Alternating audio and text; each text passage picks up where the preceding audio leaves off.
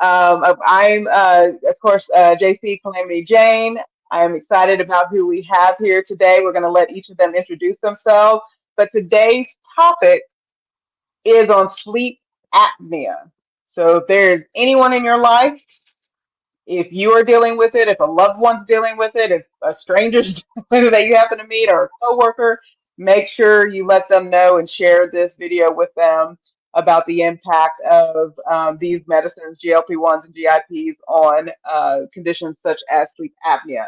So with that, again, I want to welcome Harjarene, Joe, and of course Amy, and each of them are going to introduce themselves to you. So I'm going to toss things over to Amy real quick to do introductions, and then she'll get the party started, and we'll get the questions going. So thank y'all so much. Hi, my name is Amy, and I have a YouTube channel called Amy Loses It, and I am on a journey to lose 180 pounds. I have lost about 38 of those to date, which is fabulous. So I think I may have taken my 37th or 38th shot on Saturday. I went on vacation and I just forgot everything I was doing. So I have struggled with sleep apnea since forever, and I just didn't know what it was. As a child and a teenager, I never slept through the night, and as an adult, things just got worse, and I suffered some very severe consequences of it. And I just want to kind of share my experience and my journey today. Okay. Okay. And I'm Harjarene Annette, aka the Boss Way. I also have a problem with sleep apnea, and I am here today to share my um, condition.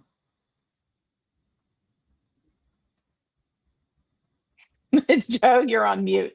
I forgot I was on mute. I was just about to do my alarm note. Hey, it's me, Jay from Jay Sleep and Slim Down Journey.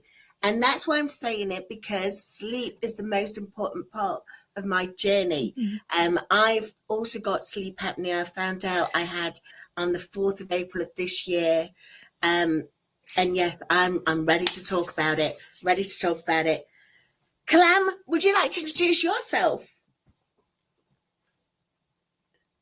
Sure, I'll do a brief introduction. Calamity Jane. I'm the resident type 1 diabetic, if anything, chicken lady and all the things. Um, while I have not been clinically diagnosed with sleep apnea, I do, it's something that many people in my family do deal with, and so this for me, this is an important thing as y'all share your journey, and then each of you share in the chat your journey as it relates to this particular condition. I'm excited about being able to share just the benefits and just the struggles and the conversations you have with your doctors, all the things. And so I'm really looking forward to sort of what this chat brings up. Similar to last time, we will have a series of questions, but we want to make sure, those of you in the chat are friends or supporters or cousins or let's see, who all do we have? Our divas or gentlemen, all the things. I think I'm slowly as people come in the room, I think I'm representing all the families of the All of GLP-1 the community. families. All the families, yeah, it's like we're a more benevolent Game of Thrones. We all like each other, right? but so definitely, if you each of you have questions or want to share your responses to the questions we have, definitely do so in the chat. My goal will be to ask the question and then also post in the chat so y'all can also join in the fun. So anything, just any shout outs, anything y'all want to do before we get too far into the questions, ladies? I just want to shout out Joe. She's been so great and so welcoming, and I've enjoyed her content so much. And the amount of weight you have lost, Joe, is unbelievable. I can see such a difference in you, and just overall, just watching you, how much better you're moving and getting around and doing things. Like the motivation you have now to just live your life. It's it's so it's just unbelievable. Like it's I don't know, it just makes me almost want to cry just thinking like how much better you are and how much little hope I kind of felt that you had, like you said, when you started this journey. So I'm just like over the moon at how well that you are doing, and I'm so glad you're sharing your journey with everyone. So Oh, Yeah. Yeah. Amy, thank you. yeah. Yeah. Don't make me cry. Don't make me cry. Oh, And it your is a hair, oh beautiful my story, gosh, Joe. I am so It in love with your hair. You have no idea. is. Notice it is still blonde. Well, yes. My mum she clapped down and says Uh-huh. no, no Oh blue, wow. no. No Yeah. blue. She is completely against the blue. I thought she came on board with it. Maybe you can get the like get some extensions to play with every once in a while. Who knows? That's Yeah. it. Just rock up one day with just that long blonde blue haired wig and see if she Do it. accepts it. If she does, then I'm dying Mhm. Right. Well, perfect. Well, we'll get in on the first question. I feel like this is a downsizing diva type question. So if it is, Dee Dee, just you can you're welcome to claim it as one of your questions. But I feel like this is a Dee Dee, very much a Dee Dee type question. So I'm going to ask if a good night's sleep had a superpower, what would it be, and how would it transform your daily happiness and wellness? So if a good night's Wow. sleep had a superpower, what would it be, and how would it transform your daily happiness and wellness? Oh my And we'll start with goodness. Amy.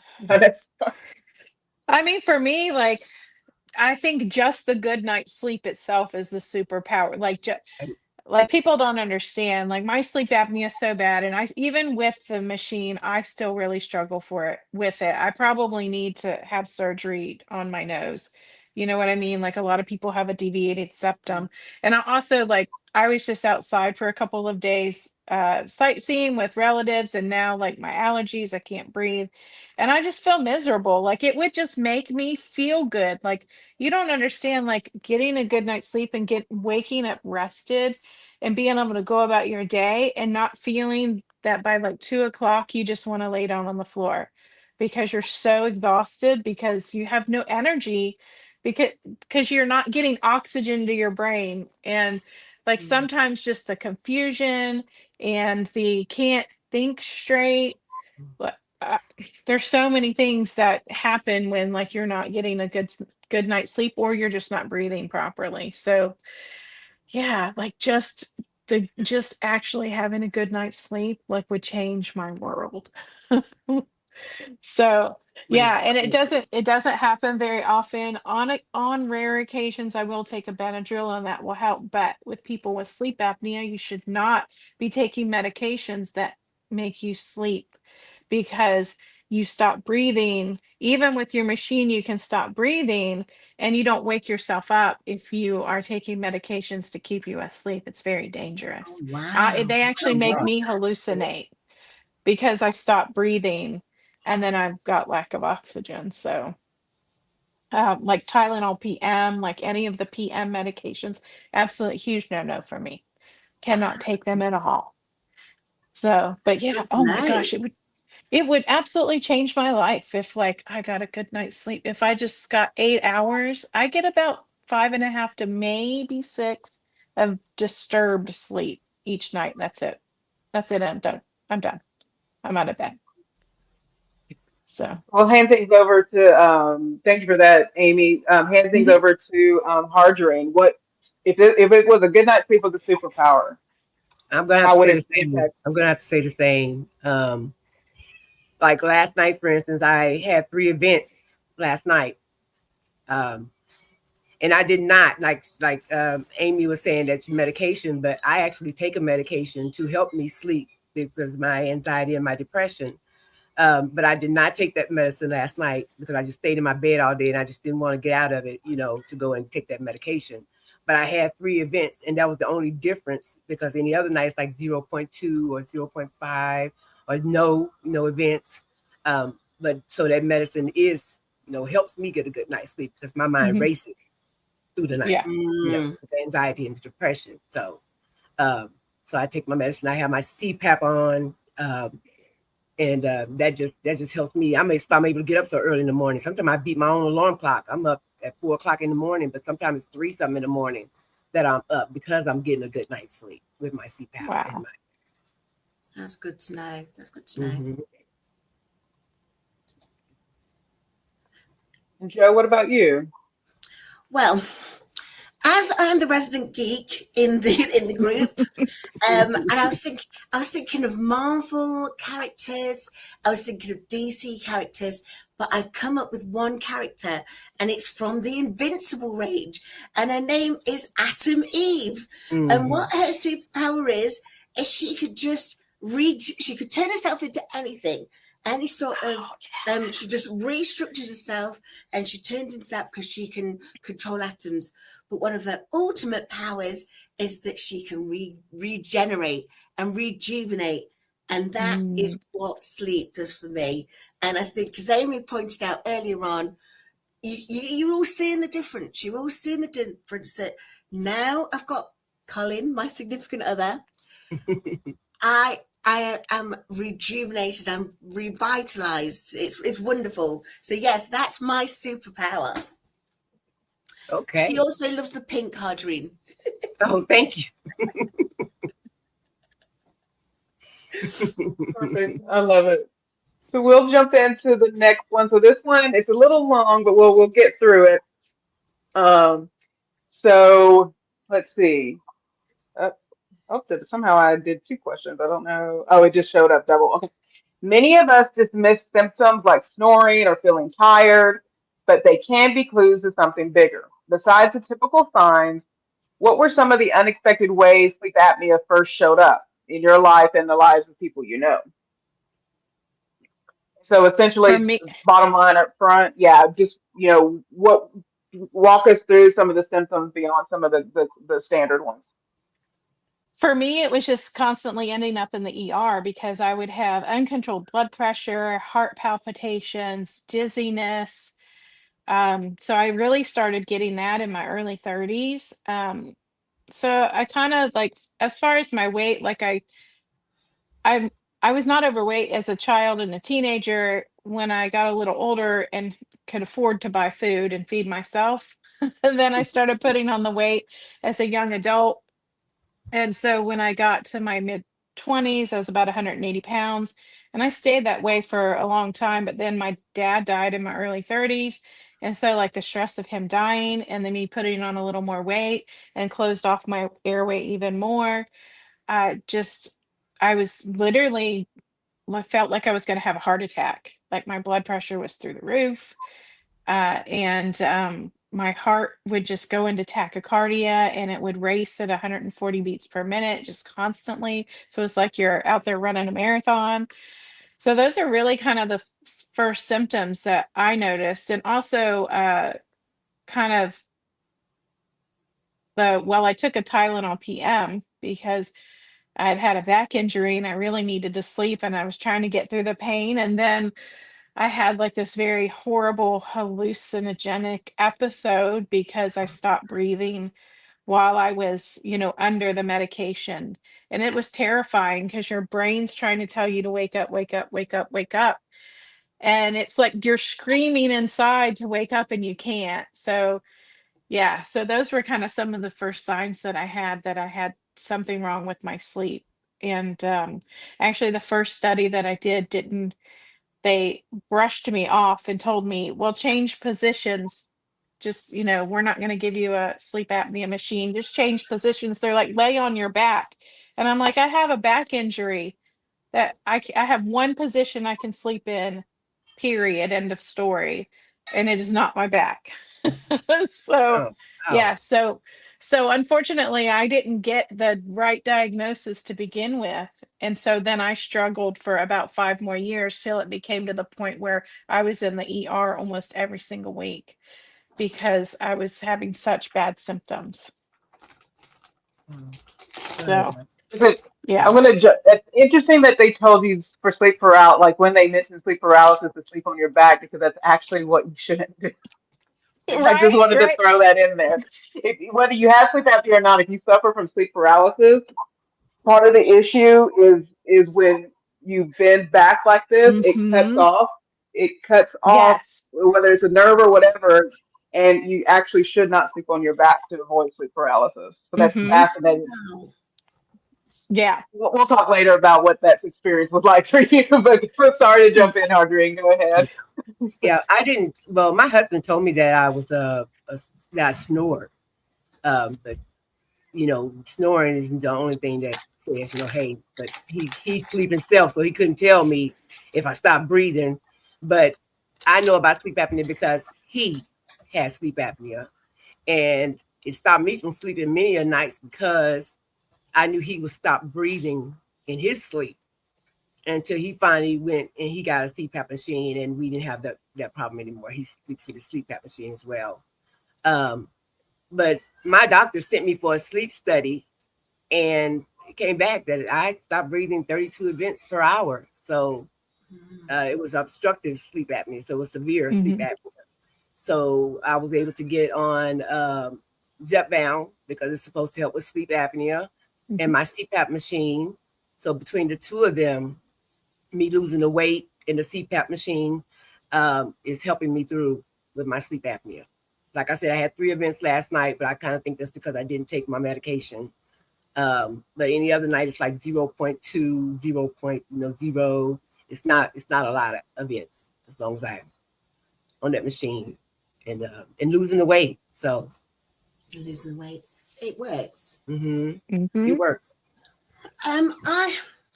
For me, I would say definitely the symptoms that both Amy and Harjarene have already explained. Another symptom I had was I had dry mouth, Mm-hmm. really dry mouth. But then I also was getting dry eyes, so they were saying, "Oh, maybe it's an autoimmune issue." And at that time, I was waking up drenched in sweat and then needing to change my sheets. So I thought that was the perimenopause that I was in. So I just thought that was the initial part of my sleep worries. But it was my doctor who actually said, you've got these asthma type symptoms, you're not sleeping, you blood's raging, everything's raging. I think we should get you into asthma clinic. And it was when I was in asthma clinic that the asthma specialist said, I think you should do this test. And that's where it came out. And for me, the problem always was because I don't live with anybody. So I don't have anyone telling me to wake up. And I'm just thinking about you, Harjarene, when you hear your husband, before he got his machine, when you're hearing him stopping to breathe, it's frightening, isn't it? It's frightening for you. And you didn't go to sleep because you're worrying about your husband. But when you've not got anyone, and weirdly, and I don't know now, Amy, if this, because one of my doctors said that sounds like sleep paralysis, but weirdly for me, my sister kept appearing in my dreams. Joe, wake up. She'd say, isn't it about time you took a breath? She'd say, and my sister, she's small and mighty. You do what she tells you. And I wake up like, I was like, thanks, Michelle, thanks, Michelle. Yeah, your brain gets so used to you needing to wake up that it will actually just start telling you to, like, it'll find a way to tell you to wake up. And it becomes easier and easier to wake up when you're in these, really bad cycles of stopping breathing. So mine was kind of the same, but it was just me, like, waking myself up. A lot of times I would be chasing something, I'd be falling off a building, I'd be trying to do something that I couldn't and having absolute panic. And so that's because as your oxygen's dropping, your heart's racing, Yeah. right? So in the finally, like, later stages, it would be easier and easier actually to wake up. I would almost instantly know, up, time to wake up, and it wasn't as bad. But my sleep paralysis got so bad. Like, I'm terrified to sleep without my CPAP. Because if anybody else has ever had sleep paralysis, it is terrifying. Frightening. You don't, yeah, you don't want to ever experience that. So, And I don't know if this will come up in another question, but can I just carry on from what Amy was saying there and ask her about, because you were having panic attacks, weren't you? mhm. Yeah, I would lay down in bed, and within 2 minutes, I would have a full-on panic attack, and I'd have to get up, and I'd be pacing the house because I couldn't because I had so much panic associated with going to sleep, I would lay down in bed, and then I would freak out. Mm. So I had to start taking medication, not necessarily one that would make me stay asleep, but it would make me a little drowsy, but it would treat my anxiety so I Mm-hmm. could go lay down and go to sleep. So, That was yeah, pretty scary it's having that CPAP at first. It was very mhm. scary. Putting it on was scary to Yeah. me. Yeah. So Yeah, I had just to the go through a oxygen. couple different masks. Yeah, I had to go through a couple different masks, and then like you said, like the claustrophobia of having something Mm-hmm. over your nose and mouth. Mm-hmm. But once you get used to it, it's fine. Yeah. It was scary to my kids. They were like, Mom, what's wrong? It was scary to them. So yeah. Yeah, and I've only had the power go out, I think maybe one time, and mine has a built-in alarm. So when the power goes out, my CPAP, there's an alarm built in, and it'll go off and wake me up. So if the machine stops working, it screams at me. Okay. So, That's which good. is great. Yeah, Yeah. because you don't want to really be wearing it without oxygen coming in. Oxygen. I mean, there are obviously holes in it to keep you from breathing in the carbon dioxide, but like you do want to get it off of your face if you do lose power as soon as possible. Okay. So, um, Highly but not all recommend the next. machines have. Yeah. Oh, I sorry. was Go going to ahead. say not all machines have an alarm on them, though. Mm. I better cut my power off and try. Yeah. I was going to say, because I think there's an Amazon Prime Day coming up, and you don't have to do Amazon, but usually and I'll link it in our chat, even though none of us are sponsored by this, but there's a really good mini generator.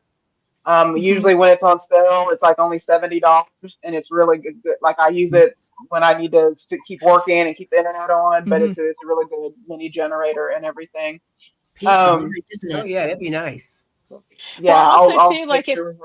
Mhm. if you can't do a generator that's like gas or propane or something else, don't forget that they sell those larger battery banks out there now that you can keep those fully charged all of the time, and then you can plug in appliances to them, and they should last a good 24 hours, if not more, for just a CPAP machine. Okay. That's a really good idea. Thank you, ladies. Yeah. Hmm. Good information. Yeah. Oh, perfect. We had a good chat. There's been a couple of questions, and so if anyone can take this question or all. This is from our dear Kate, Joe's Fairy godmother. Very fairy good. godmother. Exactly, yeah. And so her question is there a direct correlation or causation between sleep apnea and cortisol levels? Just either from your research or your doctor. But anyway, go ahead, Amy. Yeah, absolutely. My endocrinologist will 100% confirm that your cortisol levels are tied to your sleep apnea. So the worse your sleep apnea is, the higher your cortisol levels are. And the more difficulty you will have losing weight because your cortisol levels are through the roof. So, yeah, Mhm. absolutely. So I have had medical doctors tell me that. And the reality of it is because of that panic, isn't it? And the anxiety that both Amy and Hmm. Harjarene have already explained Mhm. is Hmm. that if your body, even with you subconsciously not quite fully awake, your body knows that it's not getting the oxygen. That's why it drives your heart rate up, it drives Hmm. your adrenaline up, it drives the cortisol up. And then if you're like, for me, I stop breathing 8 to 5 times a night. That's happening every 45 seconds. And that Hmm. was why I'm saying that, but it was for me, Hmm. there was nothing I could do about trying to lose weight. I was getting like this and I was just becoming more grey because there's no oxygen in me. I was like, I think it was about 74% oxygen. And it Wow. was like, Mhm. why is Mhm. no one putting me on oxygen? They would just say, oh, your oxygen level's low. I know. You can see this. But yeah, cortisol is a beast. And I don't know whether it's a cause and a whether it's a vicious circle, but certainly having sleep apnea will increase your cortisol, and you have to get the cortisol under control if you're going to try and lose some weight. Because a lot of sleep apneas as well, you can have the obstructive one where it can be about the size of your neck. The other sleep apneas we can have is like what Amy's explaining, where it's a problem with your septum and the nasal passages. But if your sleep apnea is worsened because the weight that you're gaining, you're just in a vicious cycle of in more and more cortisol. Yep. Absolutely. Yeah, and mine is I guess hereditary. Like both of my brothers had sleep apnea. I actually shared a room with one of my brothers for many years, and oh my gosh, he could rattle the pictures off the walls with how he snored. And unfortunately, he has passed away because he never treated his sleep apnea, Oh, and it kind of deteriorated his health, among other things. But yeah, so don't. It's not something to play with and not get treated. But yeah, for me, like my weight doesn't help, but mine is I have a pretty deviated septum inside. And so it like when I lay down, it smushes and then just completely blocks my airway.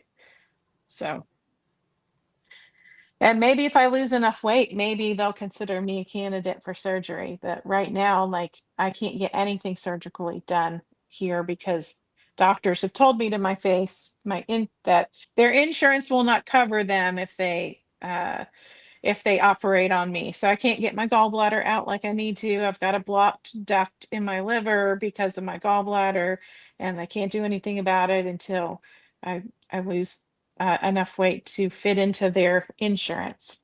Until when you So lose weight, because you're losing the weight. So yeah, I'm losing the when you weight. lose, So yeah, yeah. yes, So I think I'm only 20 pounds away. So pray for me that yeah. I'll get there soon. And You'll get there. yeah, maybe for my birthday. I had back surgery on my 40th birthday. Maybe on my 52nd, I'll have gallbladder surgery. So, We're gonna claim it at 51. We're gonna claim it at yeah, 50. Exactly. Amen. I like yeah. I that. am Yes. 51, so I've only got 4 months, 4 or 5 months to go before. Okay, So well I then we can, claiming it. We claiming it. yeah, we're claiming it. yeah. So there was we did put the response in the chat. There was a question about, the difference between, sleep paralysis and then night terrors. And so I did put those definitions, but sleep paralysis is the one where, kind of people they wake up in the middle of, they typically Hmm. can't move.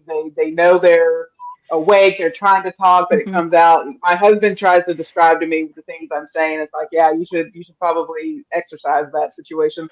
But, and then whereas, night terrors is that sort of you fully just waking up in that agitation due to something being stimulated. So definitely go, research each on your own if that's something or experience or just interested in. What happens in our bodies when we're asleep or lack thereof sleep is very fascinating. So, and then I Hmm. think there was another question before we moved on. Oh, and I just want to say it out loud. Delilah put this in the chat. Yes, 100%. Work with and this is for anybody that requires a medical device that requires electricity. Work with your electric Hmm. company to ensure that you're on the list so if they do the rolling blackouts and things like that, and if there's an electrical outlet or power lines are down, it's very important to let them know. It's like, look, we need to be prioritized here and Hmm. stuff like Thank you, that. Delilah. Very good Yeah, point. Yeah, thank you so much for that. that's So it's good to know. important to get I'm those very things in place. lucky that I'm on a power grid with a hospital because, well, the 2 blocks over is a hospital. So so I rarely ever lose power here, ever, ever, ever. Good. So That's I'm a very huge and hard to blessed. read. Yeah. Yeah, and Yeah. Harjarene, I think you and I are both familiar when Texas had those because Texas chooses to do its power differently than the rest of the world.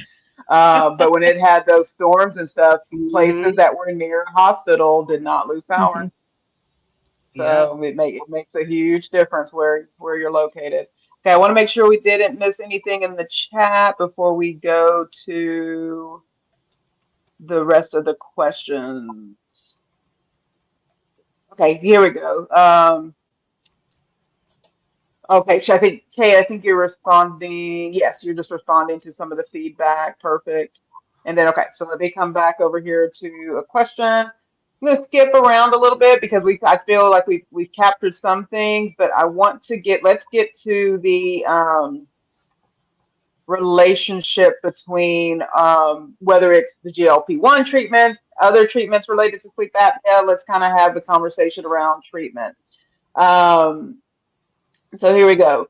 For those navigating sleep apnea treatment, including new options like GLP-1s and GIPs, what have been some of the biggest personal challenges and triumphs along the way? So personal challenges and triumphs to get to where we are today as it relates to treatment. I would say for me, at this point, my weight loss has not been significant enough to improve my sleep apnea, only because I'm really struggling with allergy issues for like the past several months.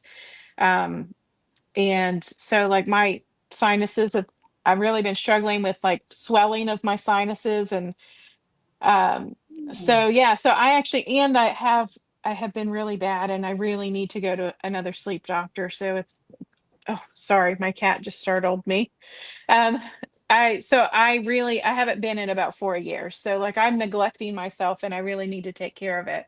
Yeah. But as far as like the GLP-1, so I'm on Zepbound because in the US I'm not pre-diabetic or diabetic.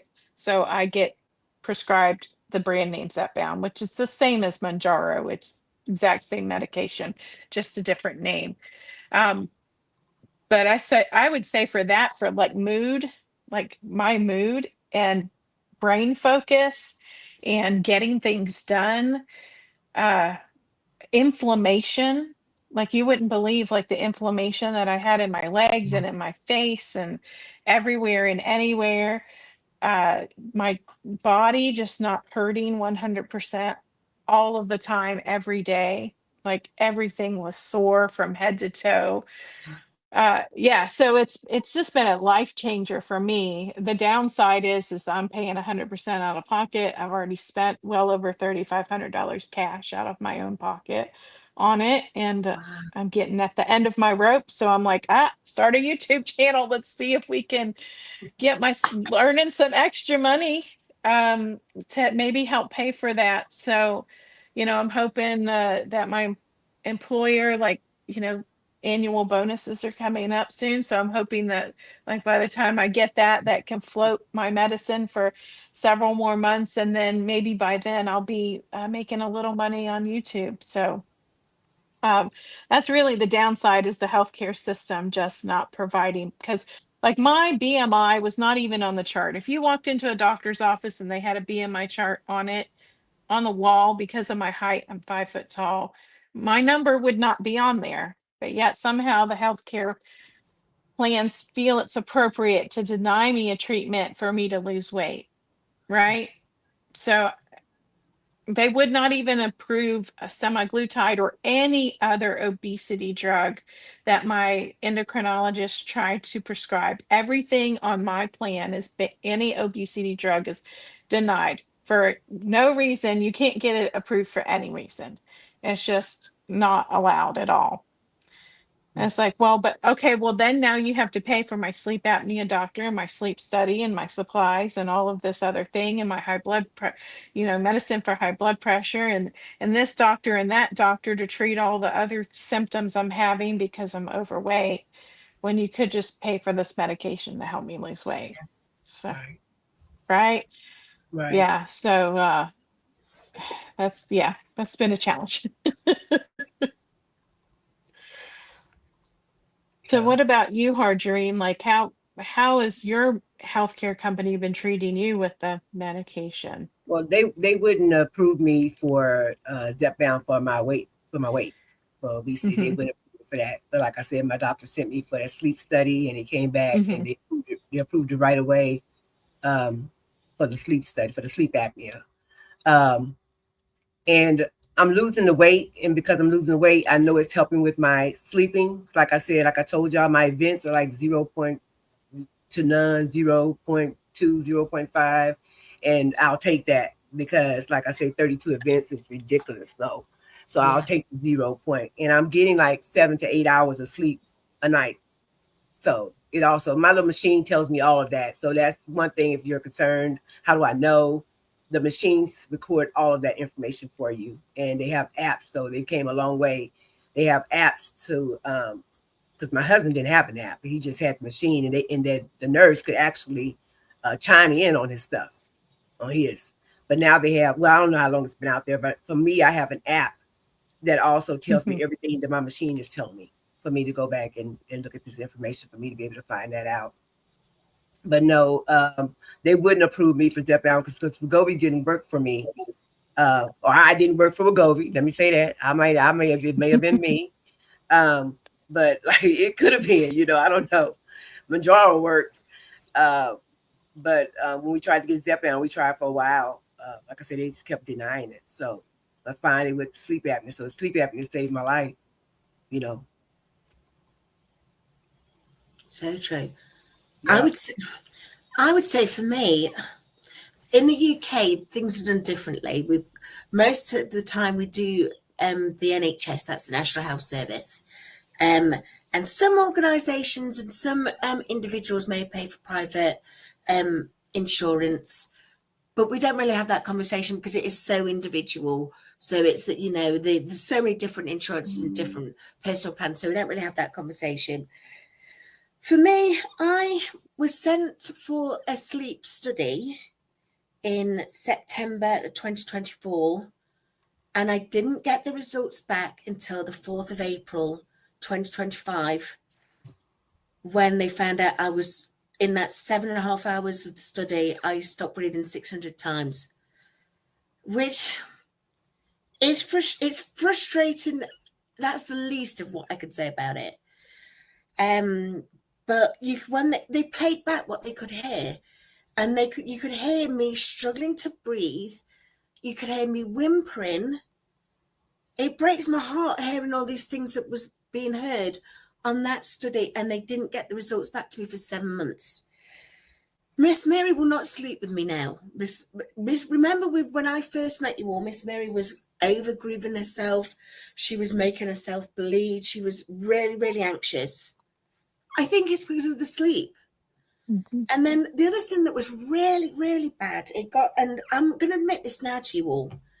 I only admitted this to my mum, but I was dribbling before I got my machine. I must have been dribbling, and if I fell asleep on the settee, I'd be dribbling. So I'd be dribbling all down my face here. If I'm dribbling in the night, it would be going down into my cleavage, and I'd end up with fungal. What's that phrase? I can't think what it is. Cannula. Is it cannula? Candidus or something? Something like that. Yeah. And I had a massive patch of it on my chest. And that was just because I would be drenched from saliva before I finally got my sleep apnea machine. And it was hell on earth. And what I was saying, I know, Amy, you said you used to have the panic attacks going to bed. I used to go to bed thinking I would never wake up. Absolutely. And it's a horrible thing to have to go, because you need to go to sleep. Your body's telling you you need sleep. So I'd be falling asleep, and this is another really important thing you have to be keeping an eye out for. If you fall asleep at your desk, or if you're watching the TV or anything like that, you have to go and get a sleep study done, because if you were a driver, you don't know if you were falling asleep when you were driving, and you would absolutely hate the idea of something awful happening because you didn't know that you had sleep apnea. So if you're falling asleep watching TV, go and just speak to your doctor and see if you could just do like a sleep study. And I'm hoping that for those of you in the UK, in the US certainly, you're not waiting 7 months for the results. It took me 7 months to get the appointment, never mind 7 months for them for the results. And the difference that would have had on my life As I say, I didn't have a life, did I? We know I didn't have a life. I've got a life now. This is brilliant. But I've got Colin now. So like exactly what you were saying, Amy, I'd never be without him. And even, Mhm. I was not very well over the weekend. So I was trying to sleep a lot. I'd be in bed just with Colin on. Even if I Mhm. wasn't asleep, and just having that oxygen coming through, because I think that has helped me get to the stage that I'm back out of bed again now, 2 days after a fibromyalgia flare up. But yeah, crazy times, crazy times. Make sure we need to vote. We need to vote to get the Congress people. We need people who care a little bit more for our health. Yeah. Yes. That's what I'm going to say. Yes. I'm not going to Absolutely. any bandwagon, but Yeah. Well, now I'm gonna, Joe. I'm gonna let you hold the cards with that conversation. So, that's yeah. right. So yeah. Vote. Yeah. So yeah. So no, that's perfect. So a really good question came up in the chat, and I'm always curious about this because I've heard a few people talk about sort of. I don't even want to. I don't put labels because I get things like acupuncture and massage and cupping and all those things, and it's done wonders for me. But let me find her. Yeah, my traveling gypsy Tara had a really good question. Have any of y'all used things like acupuncture or Reiki, things like that, to help with sleep? Mm-mm. No, honestly, I haven't. Teresa. Okay, thank you. I have tried, what have I think really the thing that I've tried is limiting electronic devices in my bedroom. So when I go to bed, like my phone goes up immediately. Like I don't no longer bring my iPad in my bedroom. And my phone, as soon as I usually take it in because I have a cat who needs medication 5 minutes apart. So I go in there and I set my timer. Then when I'm done with him, I set my alarm for the morning and then my phone goes up. So helping with decreasing the stimulation and then just like unwinding your mind. You know what I mean? Just focusing on relaxation and just breathing and clearing your mind. So those are the only things that I have tried other than using my CPAP religiously. Um, so yeah, that's all I have done. And then kind of continuing with, and y'all were sort of headed this direction already. Let's getting into sort of the lifestyle shifts and changes, whether it's in how you're eating, your workouts, things of that nature. What does that look like pre and post your treatment, your diagnosis, and now treatment of sleep apnea? For me, honestly, I've had it so long and I've been under treatment so long that I kind of almost don't remember. Honestly, I've been using a CPAP machine for at least 12 years now. And I think prior to that, really, I think one of the struggles I had was when I was exercising. I would really, really struggle. Like my fingers would turn red and burn. And there's some other symptoms that my cardiologist explained to me that was really from the lack of oxygen that I'm getting at night. Also, I'm starting to get varicose veins on my feet and around my ankles. And that's from lack of oxygen at night, right? Because it's going to take away from your extremities. So I'm kind of getting some staining that's like not really going away.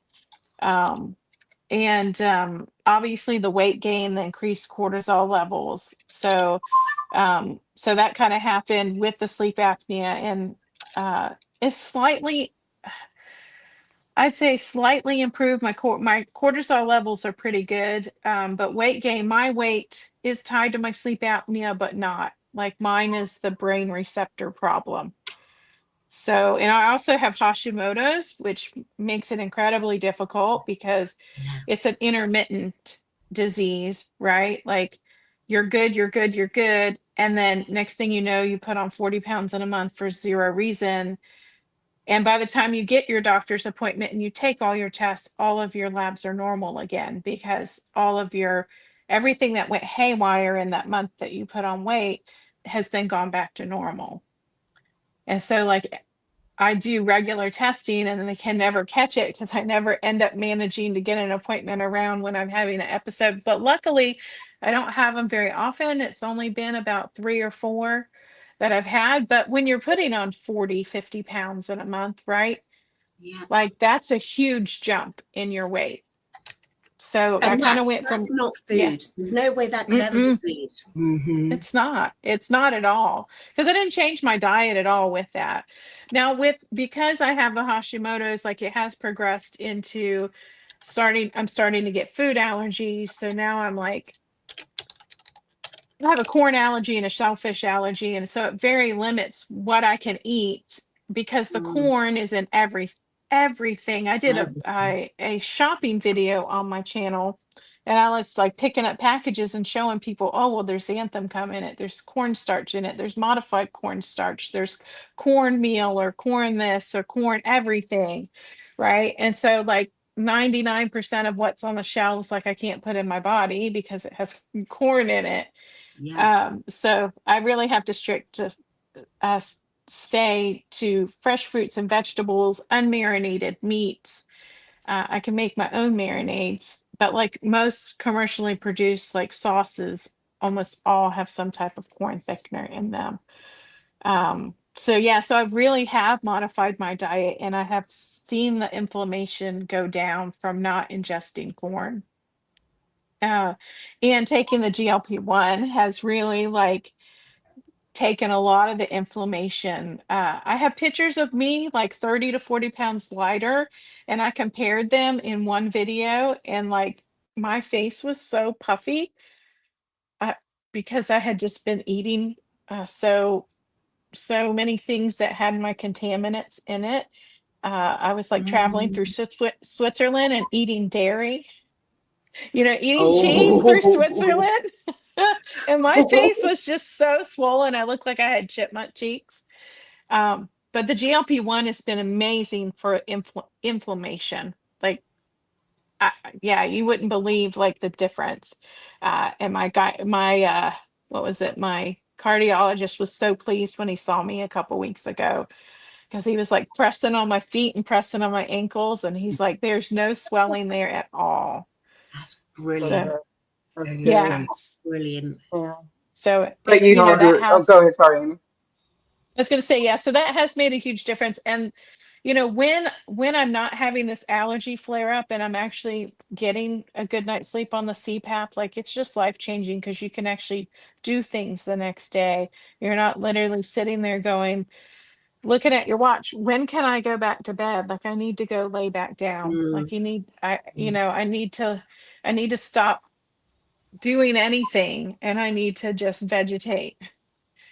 Right. I'm sure you guys have experienced that too, where you just can no longer function because you're so worn out just all Yeah. of the time. So, That is the way it was for me. mhm, I still would get up early in the morning, but it would be like, oh, I want to go back to bed, but I wouldn't go back to bed because I'd be like channeling my grandmother. My grandmother got up very early, and I wanted to be like her because she got up very early, started her day, had her coffee. I would do the same things she would do. Um, but I would be tired even throughout the day. I would be like, oh, I got to mhm, lay it down for a nap or whatever, before I had the machine. But now that I have the CPAP machine and I have the Zep bound, I'm mhm. energetic all day long. Um, That's brilliant. yeah, I'm energetic all day long. And you Yeah, I mentioned know. varicose. A You mentioned plus. varicose veins. I have plenty of varicose veins. I didn't know, Mhm. but that's what that was. That was connected to it. So I'm going to have to bring that up with my doctor. Yeah, it can, especially the way that I have gotten them, like just kind of around my ankle and my feet. The cardiologist said it was just really from lack of blood flow. So, Mm-hmm. he called it venous inefficiency or insufficiency. But all of my cardiac results and tests are all perfectly normal. So it's from the sleep apnea. Mm-hmm. Okay. That's interesting you said that because I've been diagnosed with Raynaud's, and that was the reason why I Hmm. couldn't walk because my feet were so swollen. They'd be like purple all the time with big, like big chipolatas. And the same with my fingers. And when I've just had my flare up, it's happened again. But they said it's Raynaud's. But I'm thinking, well, as you say, it makes sense that it could have been when we were having the sleep apnea that was undiagnosed and untreated. I still get it. And it happens as well when it's warm as well as it's cold. So I think it is Raynaud's, but as you say, it's certainly been eased by the GLP-1, and I'm on the Manjaro. So I don't know. I know most people are saying that with the tirzepatide, that helps really well with the inflammation. I don't know if it's the same with the semaglutides. So I remember you were saying, Harjarene, that you weren't getting on so well with Wegovy. No, I wasn't. And that might be why, if you've got the cortisol raging and the inflammation raging, and Wegovy wasn't doing anything for it, you're not losing weight because you can't lose weight. Right. Now, I wasn't gaining either, but I wasn't losing. You wasn't losing it, yeah. Mm-hmm. So it's interesting, really interesting. Yeah. Yes, as many times as we can say out loud, they are not the same medications. It will really help with insurance companies. Anyway. Yeah. It's not the same medication. Not the same medication. Not at all. I'm gonna put my soapbox over here now. So, yeah. Hey, I need that soapbox. I'm only 5 foot tall. There you go. I'll send it over to you. Yeah. We have a couple of really good questions in the chat, and this is some new information. I think because Cindy has a question, and then Lori has a question, and so let's go with Cindy first. This is specifically for Amy, but anyone can answer. Have you watched? I'm going to say Nisha on YouTube. She has Hashimoto. She is Dr. Barry's wife and talks a lot about it. Is that the familiar? I don't think so. So okay. I'll make sure that I go back through the chats when I'm done, and pull that name up if anybody has like exactly her channel name, like her what do they call it, channel handle. So it's not necessarily like the name that you see, but it's actually like the @ symbol and then the channel. So if someone has that and drops it in the chat, I'll go back and look at it. Can I just add on to that point, if that's okay? I know that question came from Cindy. So Cindy Demange, I adore Cindy and Brian. They're part of the keto carnivore community that I'm a part of. And I'm a part of that because, like Amy was saying with her information, there are so many foods that I cannot eat because then I'm going to blow up. And majority of those are complex carbs. And that's why I just find it so much easier to don't eat anything that is from a package or has got a barcode. Not because I'm being some people have got like an ethos about it. It's not about an ethos for me. It's about my gut for me. And I can't eat anything that is going to make me go and sit in the toilet for 2 days when I'm trying to get out the house. I'm still relatively housebound. I don't want to be putting myself back into the house. So that's why I eat the animal protein, the fish, only certain green veg and only certain fruit. I'm just looking because my kiwi fruit. I bought some kiwi fruit the other day, and I bought them like 2 weeks ago, and they're still hard. So I've got to give them up. That is not gonna ripen anytime soon. That's why. And Cindy knows herself. Cindy's had such an amazing response from being keto, because she had high blood pressure right from her teenager's years, and nothing.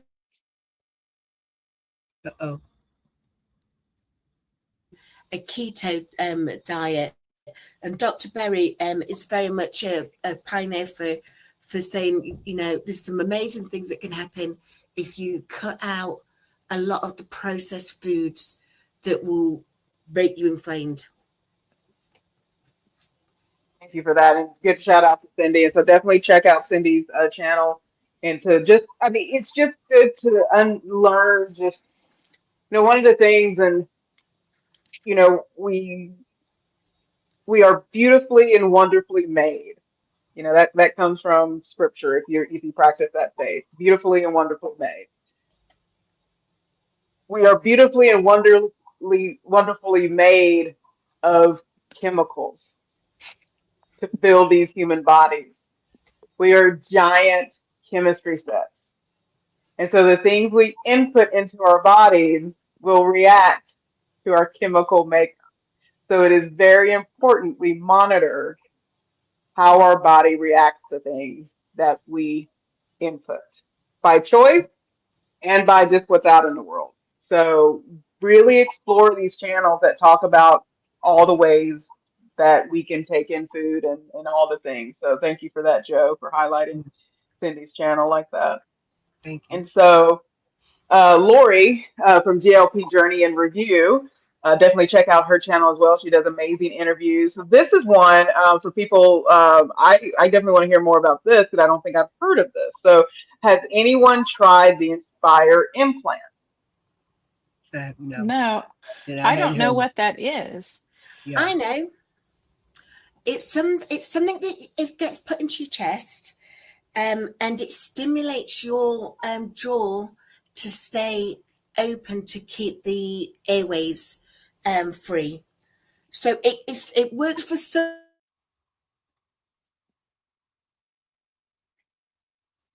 masks. Not sure it would work for you, Amy, because of yours is septum based. Mm-hmm.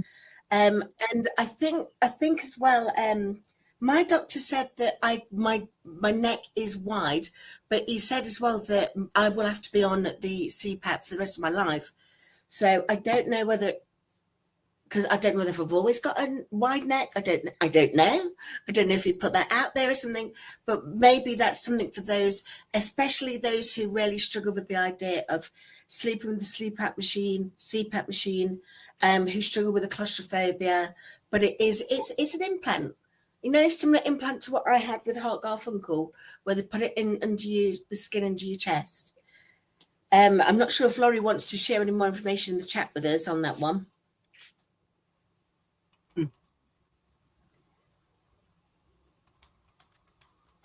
I would say as well, can I add one more point? Yes, please. So now I've lost 84 pounds. We know already I used to have the issue with the mask and tightening the straps and things. I think now, I think Amy, you explained this to me. I need to go back and speak to my doctor about the pressure, because I think Yes. the pressure is now too high, that I don't need it as high. So sometimes I'm waking up in the middle of the night, and where Colin is like he's waking me up, not because of I'm doing that, but because I'm just feeling like I'm getting too much air being pushed at me. Mm-hmm. So I really do need to speak to my sleep clinic to just adjust the pressure on there. Absolutely, especially if your weight is contributing to your sleep apnea. It's highly recommended to continually visit your sleep doctor and for them to be reading your information and discussing, like, how do you feel your pressures are doing. I know that previously I had gone from uh, my previous highest weight was 256 pounds before I gained a bunch of weight after I got divorced. And then I dropped 70 pounds and they like almost halved my pressures. And I went down like a mask size. So they did change out my mask size as well as adjust my pressures. So, and sadly, I have not gotten my pressures readjusted since then. And that is really, really my bad. And I need to be on that and I'll put that at the top of my list to make sure I do that before the end of the year. Amy, shall we do it for tomorrow? Shall we both make sure we ring the sleep clinic tomorrow? Mm-hmm. Absolutely. I need to do that. Yeah, my insurance plan expires on November 30th, and then we restart with a new deductible. So I need to get it done and get in and get all my testing, so then I don't have to pay for it. Yeah. Because otherwise I start paying for everything out of pocket on December 1st. Right. So quick question with that readjustment. So I know, every so many pounds I said my yeah, so many pounds. I send my blood glucose ranges to my endocrinologist to say, hey, do we need to adjust something? So, what does that adjustment correlate with? Is it weight loss, or just you noticing you're something different is happening? What is usually sort of instigating you needing to adjust your numbers and stuff?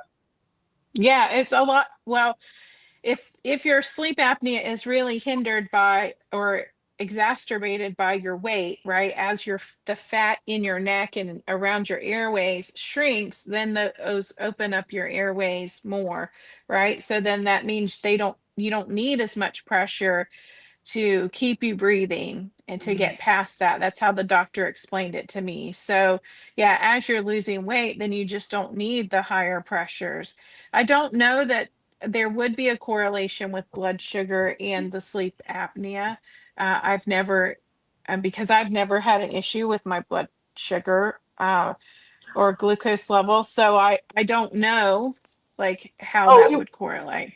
sorry about that. It was less about blood sugar than it was the impact of weight on you adjusting, Oh, yeah, what yeah. you're doing So with it your food. really Sorry is for the the confusion. like, yeah, that's okay.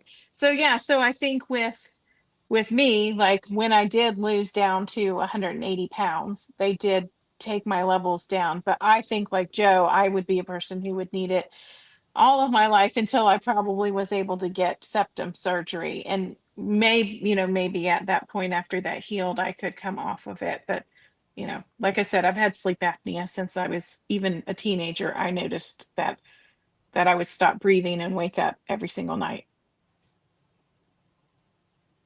So yeah, so Joe, what were you gonna say? I was just going to say, I'm not sure if Harjarene's noticed this as well, but I've now recently found I'm no longer pre-diabetic. Well, I couldn't understand why I was pre-diabetic. I know, it's good, isn't it? Everyone threw up some confetti for that one. Everyone threw confetti. Hey, I I'm got no some longer confetti. pre-diabetic. I've got to accept it as a good thing because we know that apparently it's taken me off the ability to get it free, the Manjaro free. So, but please, I'm very happy that I'm no longer pre-diabetic. But I never understood why I was pre-diabetic in the first place because I've always eaten low carb, low FODMAP because of the problems I was having with those foods. And I think Jen and I, we were talking about it, wasn't we? And we said about cortisol can be part of the problem with the blood Oh, glucose as well. 100%. I mean, Absolutely. anything can impact blood sleep. I don't want to shift the conversation too much, but anything can impact. But what's going on in your dental work, and if there's any infection that can impact it, that's why teeth should be under healthcare, not its own category. But again, not going over there. Um, cortisol levels, just anxiety, anything that's sort of causing all that stimulation to happen can affect Mhm. blood glucose. But that's for another. We are going to talk about it further about blood glucose, Yeah. but yeah. Yeah, so Joe, like Yeah. I'm really surprised that they took you off, that they're now saying they won't cover the medication, because in the United States I recently found out that if you were pre-diabetic or had type 2 diabetes and you lost enough weight that you were no longer testing in those ranges, the insurance companies consider it as remission and not cured. So they would continue to pay for the medication to keep your sugar levels and glucose levels in check, right? Because it's kind of like the disease of obesity. It's like just because you get it under control. If you stop taking the medication, like then, oh well, you still have the disease, right? So like it could come back at any moment. So it's in remission, What not cured. interestingly, there's the fourth part of the what's it called? You've got to have 4 of 5 in the UK. And because I Oh, haven't got okay. the pre-diabetes, then that's why they're saying I'm out. But what he's doing is he's put me back on for another echocardiogram because my blood pressure's come under control. So he says, let's get your echocardiogram done again because that's the one that's going to prove that I've got the heart disease. So we know I've got Hmm. the heart disease. So I'm already wearing the machine, and I've still got the problem with the aldosterone. So hopefully I'm going to get it that way. But if not, then I'm going to dispute it. As Kalam said, take it to a higher power and dispute it, because it seems unfair that the fact that because I've got myself out of pre-diabetes, I'm not going to get the medication, even though, as you say, I've still got all of these issues. But Well, just don't ever downplay your symptoms. Like my advice for like getting things covered is don't downplay your symptoms.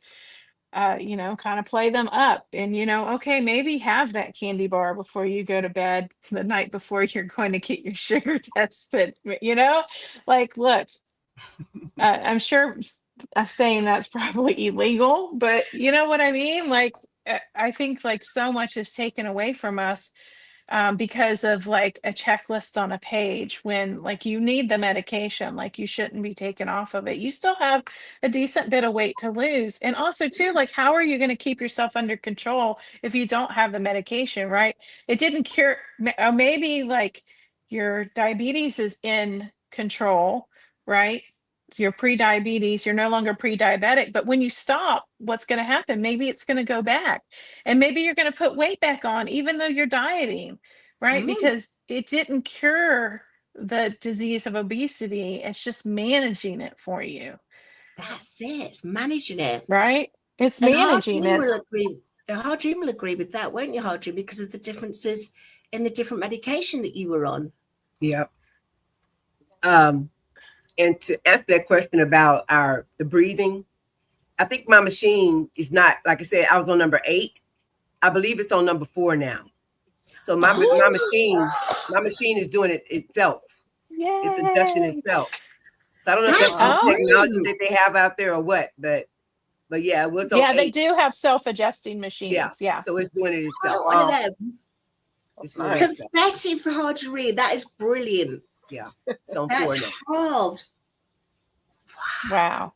That is definitely to be celebrated. When I started, I was at 11. So, Oh, yeah, well, I so just that got to was a check lot. mine, and it's 17.7. Wow.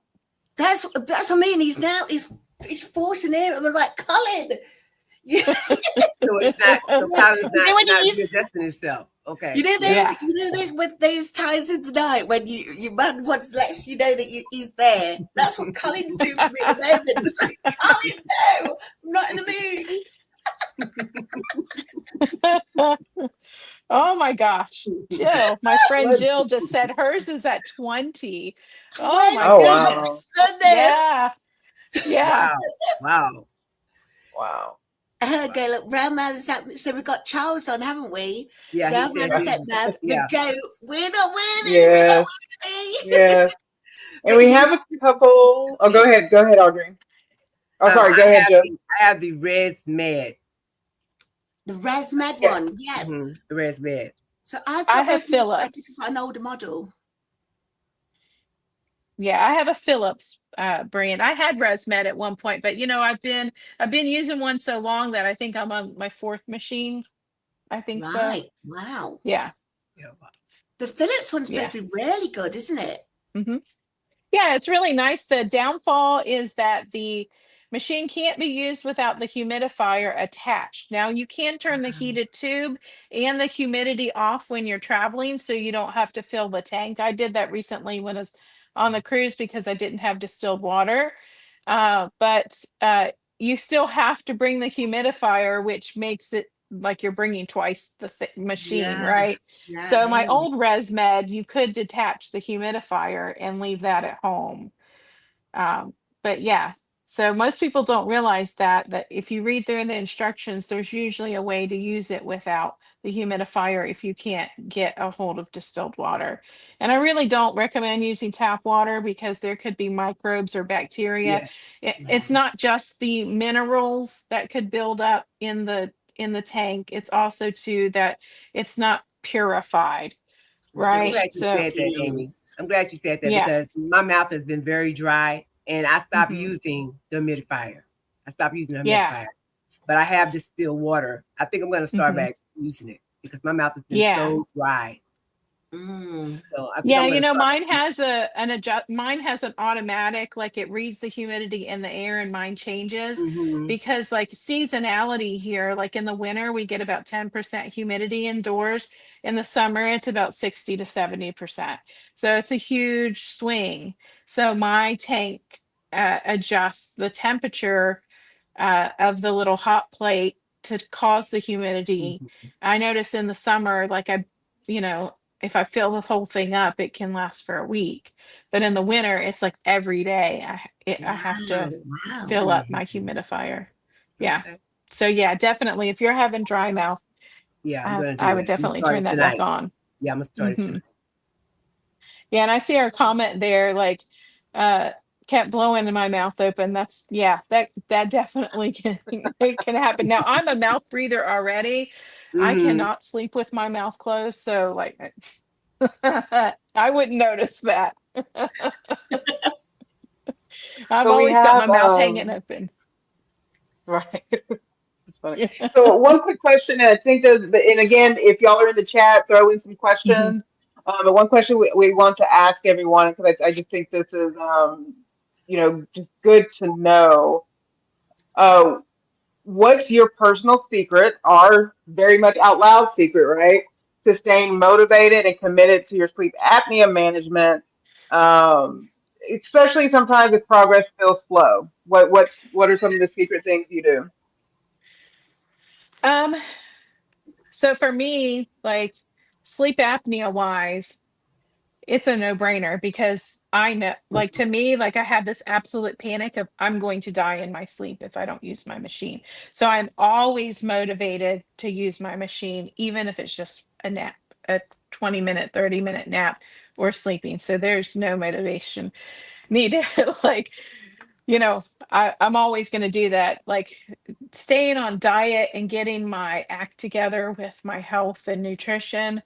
Um, I just realized that there's no one like I'm single now. I divorced my husband and most of my family has passed on and you know like my closest friends live a decent bit away and I realize I'm on my own. If I cannot care for myself, there's nobody here to do it for me.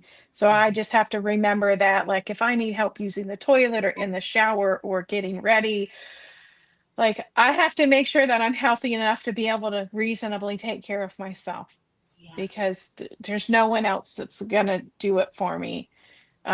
So that's really my motivator. I have to keep Mm-hmm. remembering that I gotta I have to keep doing it. And so even if like I eat something that I shouldn't, or if I go over my calories on a day, I'm just like, whatever, just keep on track as much as I can because like 95% better than I was before is 95% better Mm-hmm. than I was before, right? Mm-hmm. So if Right. I'm messing up Right. 5% of the time, whatever.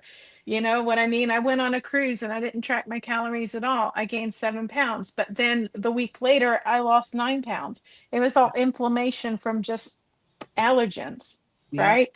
Mm-hmm. Yeah. So, like, just stop beating yourself up over the stuff and just like just worry about like every little incremental thing that you can do and how much, what's the word, not competitive but like when you're doing the same thing over and over and over again Oh, and like consistency. Insanity. consistent, yeah, just do make sure you're as consistent as you can be. If all you can be is 80% consistent, then be 80% I consistent love that. all of the time, right? Like, if I'm 95% consistent, then that just needs to be good enough and stop. It may take longer to get where I'm going, but stop beating yourself up over it. Let it go. Just move on.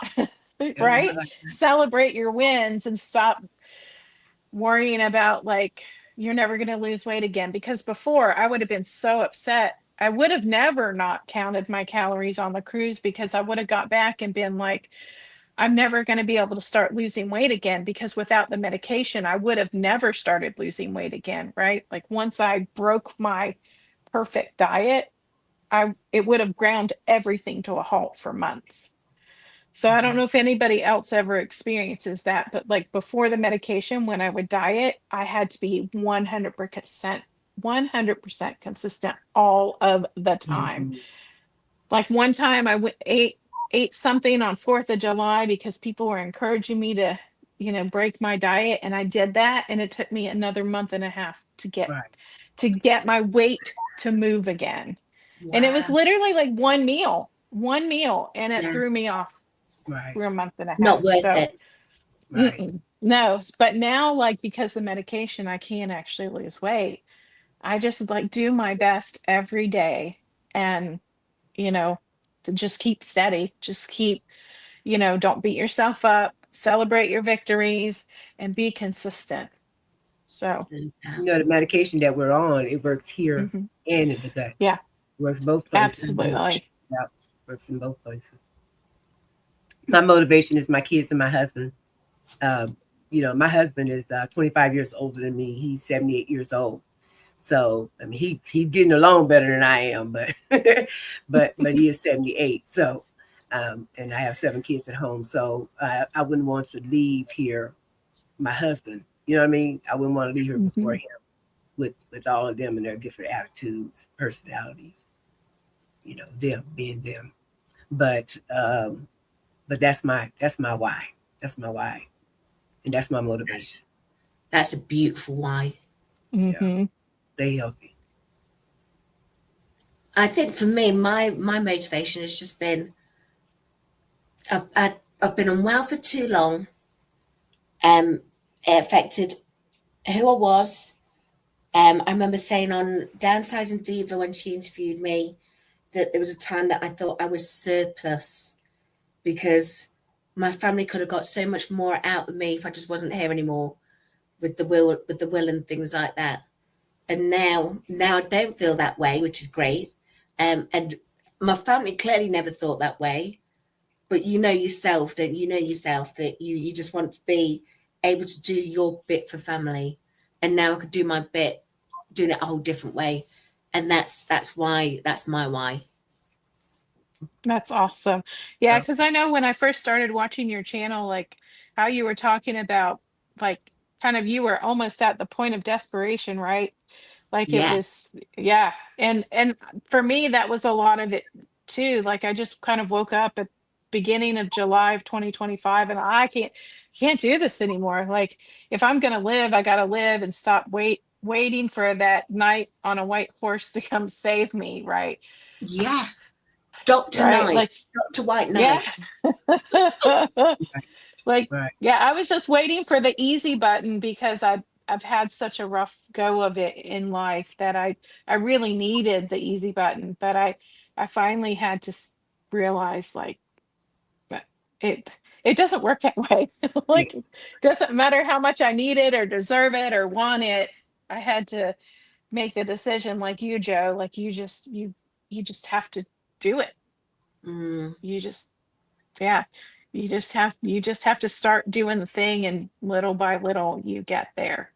that's right. But you, girl, you are zooming out the door. You're like going 84 miles an hour. I mean, like them little dogs that go and do the Yeah, zoomers. yeah. And Joe, just moving around your house, you know what I'm saying? That's Hmm. that's the exercise. You're Yeah, just moving Hmm. around. they Hmm. said when those first weeks, I couldn't walk around the house very well. Really struggling. And now look at me. Now look at me. I'm getting up to get my hula hoop.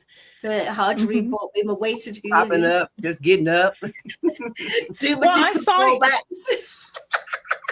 I saw you when you fixed your doorknob, and then next thing I know, like you're outside, sitting outside at a Yes, she was. table, and then you're talking about going out and get fish and chips, and I'm like, look at her, like, you know, like you said, like you couldn't get up and move, and now you're running around the neighborhood, Right, right, Me and right. Sir talking to Michael. all the men on the street as they're walking by. Can you help me? Can you help me for a minute? I'm like, wow. I I know feel that's a like good one to go my back and woman when I rewatch. was scared to death. You definitely got to go watch that one, Jen. Oh no, I did. It was absolutely brilliant. It made me miss living in kind of that sort of city center type situation and stuff, and it's just so like that's why I can't. I'm so looking forward when you're just going to be walking around Nottingham because I just, it's going to be so much fun watching you just, spend the day in Nottingham with Joe. Like, it's going to be good. Oh yeah, you're gonna have to start going on walks and doing lives as you're walking, please. Can Oh you? my, oh my. You will. Remember, You will. I have problems with my coordination still. Oh, girl, you You should will. see my travel videos. I'm walking and my camera's like rocking back and forth because I walk like a penguin. I love that one though, where you was walking through the boat. You was walking away Yeah. through the boat. How many steps did you do in the end? 10,000, I think, that first day. Oh, Wow. That's good. Yeah. Yeah. yeah. I And did yeah, 3.59 miles. wow. Oh wow. Crazy. Have you had Yeah, how Amy, many? we'll have to talk cruises at some point. So yeah. Yeah, Absolutely. definitely. Yeah, I've been commenting in the chat with my other channel. It's Uh, at If You Seek Amy K. So yeah, so you'll see my avatar there. Since I'm using my iPad to do my commenting because I'm on the camera on my phone and I can't see right. that it's so small. Right. Well, there's one that Miss Nikki, and I think it's a good question to go over it towards as we sort of wrap up, because I do want to honor everyone's time. 'Cause I know, our very own Traces of Tuan is going to be on the anchor moments later, and so give people time to get up and move if you've been kind of just hanging out with us, drink some water, have some dinner, and get some family time in. But for Miss Nikki did have a question. If each of y'all could just kind of share, top, your Mhm. primary symptoms. Oh, let's see. I think I just dropped my channel. But Miss Nikki has asked. They go into more detail earlier in the replay, so definitely catch the replay. But if y'all can kind of just go over what symptoms led you to find out you have sleep apnea, if we can just start Mhm. Amy, Mhm. Harjarene, and then Joe. Okay. Yeah, so mine was elevated blood pressure, tachycardia, meaning my heart rate was like at 140 or above beats per minute for continuous levels. And yeah, just really those two things really kicked it off because they sent me to the emergency room. So that just kind of started the cycle and snoring, snoring really badly. I didn't think I had any symptoms. I mean, my husband told me that I was snore. And I was going to tell y'all too. Well, like you said, Joe. At one point you thought you weren't going to make it. I used to think of myself choking to death, and I'm wondering if that was from the sleep apnea Yeah. because I wake up coughing in the night. What I Mhm. would do Oh yeah, in the Yeah. night. absolutely. So I always said, I think I'm going to end up choking to death. Before I even found out that I had sleep apnea, that's what I was saying. If I leave up out of here, it's going to be because I choked to death, in my sleep. Oh, You know what I mean? Because I would always feel like I'm choking. But other than that, I didn't think I had any symptoms for sleep apnea. Everybody snores. I mean, it doesn't mean you have sleep apnea because you snore. But true. I did end up having severe sleep apnea. And as you were saying, if you having that nightmare, that would have been exactly what Amy was saying to me before with my sister. It's a nightmare of your body trying to get you to wake up because it knows you're choking. Mm. So yeah, I think I had exactly the same sort of symptoms, but also had really bad cotton mouth, as Darian called it. Sorry to see, Darian. And the other one was I was really struggling to not breathe, but I was always just had a constant cough. I was always coughing, and then got to the stage that I couldn't get through a sentence without coughing. And that was because the breathing was just so bad throughout the night. I barely got any oxygen in me, which was having all sorts of issues for my body. Yeah. When I got tested, my breathing was at 70. Was below 70. My breathing. Wow. Yeah. Wow. Mm-hmm. Yeah. You say, I think anyone who's suffering anything like that, don't think sleep apnea first, but just speak to your doctors and see if they could give you, even if there's that test where it asks you to tell them how sleepy you are. You could do a handwritten test where, or on an app or something, where I can't remember the name of the test, but it asks you about how many times you fall asleep when you're watching TV, how many times. I mean, I used to fall asleep when I was cooking, but thankfully I had everything on a timer. But yeah, I'd wake up like 3 hours later and my dinner was cold because they'd been cooked and then it'd gone cold. But there's those sort of things where it's like, yes, now when I think about it, that's a sleep problem, isn't it? It's not a breathing problem, it's a sleep problem. Mm-hmm. Yeah, definitely. In the United States, they actually can do in-home sleep studies now. Or I think there's a lot of healthcare companies that require that first instead of going to the doctor's office to sleep overnight at the office. I went So overnight yeah, and that was weird by itself. hmm Like yeah, I'm I've in the done like five of them in the office. So always so uncomfortable. Yeah, very. Yeah, my husband's going for a sleep study in October. And it'll be interesting to see what because it could be one thing, it could be a variety of things going on with him. So, hmm but he's a proper 80s babies, and so by the time, he could think he had every device on in the world, and he was also the generation of give them with ADHD, give them a pill to solve for X, and it's like what do you think is going to happen to them as they become an adult? Yeah. It's like sleep is going to be the least of their problems, or the ability to sleep, right?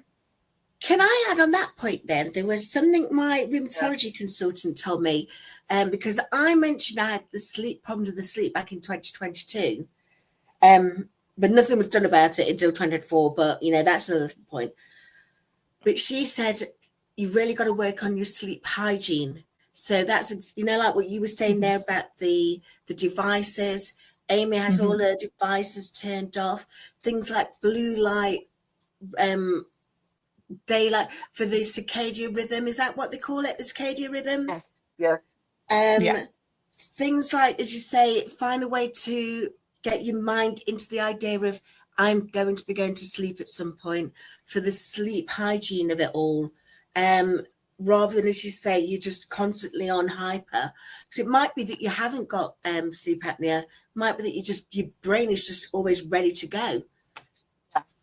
Right. And that's what he's doing, the one that's not only is it overnight, they go into the next day to kind of get him to take naps and stuff because they want to see what is apparently, yeah, it's a pretty intense study because anything that is sleep related or respiratory, all the things they're gonna test for. So That's, as you yeah, say, at least they're being that'll be thorough, which interesting. is a very good thing. Oh, 100%, 100%. I think it's going to change once they get a diagnosis and a treatment, it's going to change his life. And I'm looking forward to what Yeah. that reality will be. So, as we wrap up the evening, because again, I know, Tuan, if you're still on, if you want to put the time in Eastern Standard Time, what time your interview with Anchor Moments is, feel free to, if you want to put that into the chat. I want to say it's 8 Eastern, but I'm in Central Time, so I don't know if my timing's off, and I don't want to get it wrong. But Traces of Tuan is going to be on the Anchor Moments, and so definitely catch that if you're able to. And but as we wrap up, where do I want to go? Well, what question? I think I always like ending with one of those. If you could describe with one word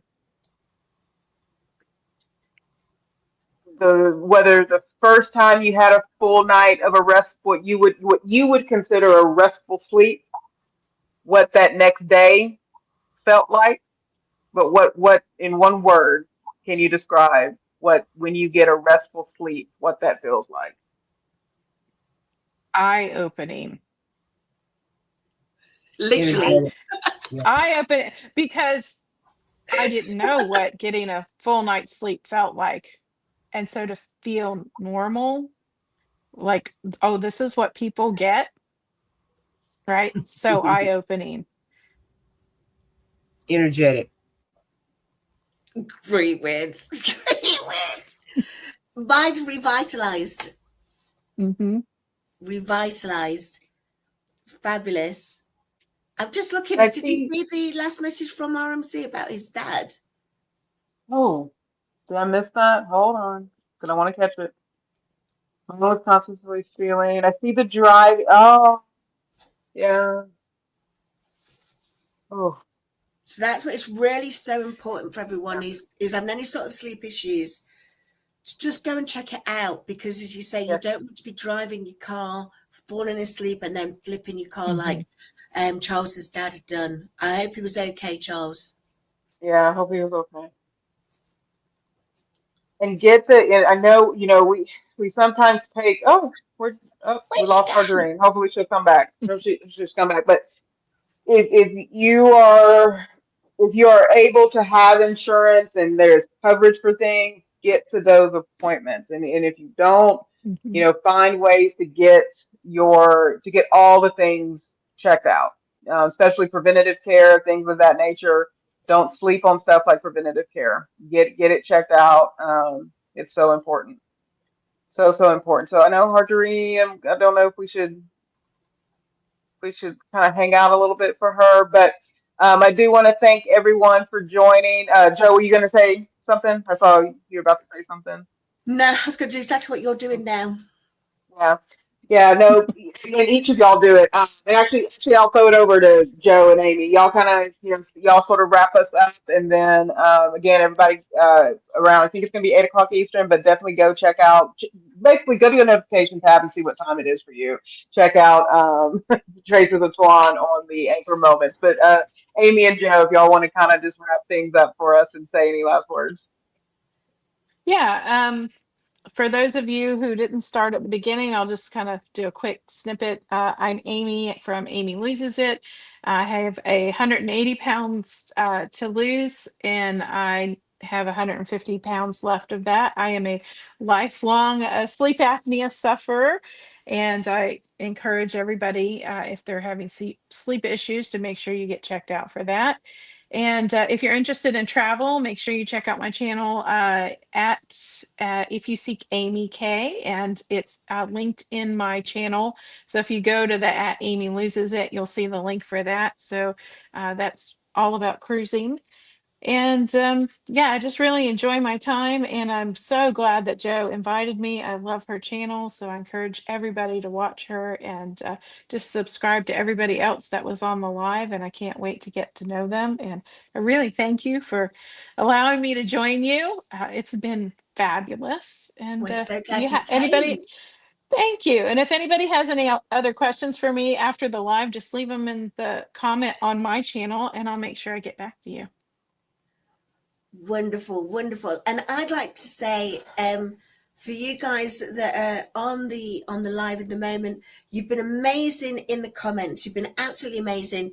Some of the great things you've been sharing, and the openness and transparency. That's what I love about this community. We're happy to share because we know it's going to make a difference for somebody. And that's exactly how Amy came to me. She was, because I was having an issue one day on my channel in my vlog, and she was right, this is what you should try and do, because this is how I solved that with my sleep apnea. So again, I think it's so wonderful that we are such a warm and welcoming group and a community. I'm loving all of the things that are happening now on Calamity's channel, with the chickens. Harjarene's back. Did you guys know that Harjarene did 6.9 miles, was it today? 6.45. 6.45 miles. I'm Yeah. walking today. Yay. It's phenomenal. No wonder she keeps saying she's energetic. She's feeling the energy. So, by all means, please check out everyone's channels. And I know that many of you that have been on in the chat, you are content creators. If you could put in, if you do a purple heart right now, so no Twan's on, do a purple heart right now if you've not already shared your links, and we will make sure that we subscribe to all of your channels.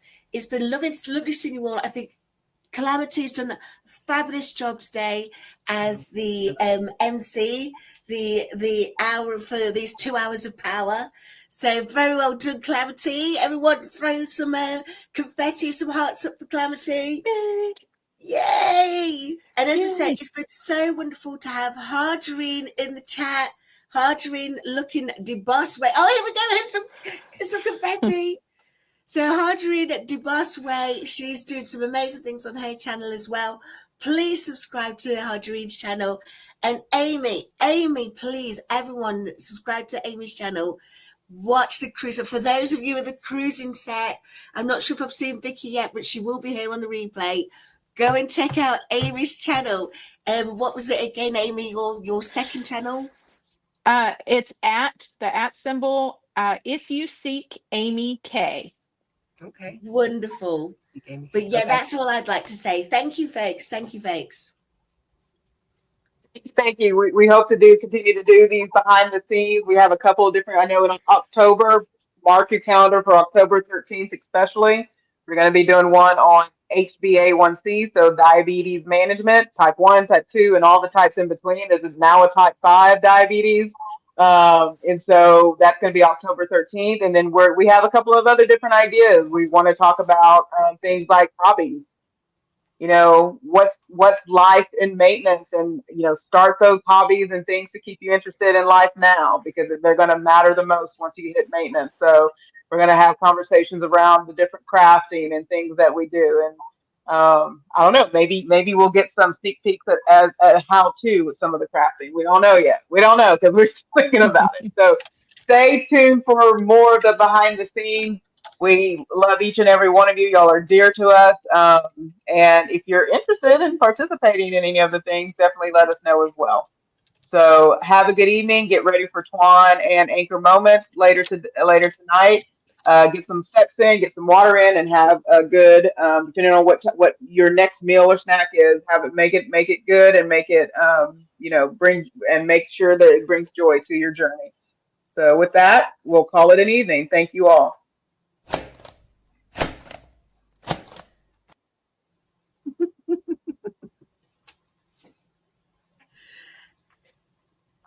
Are we still live?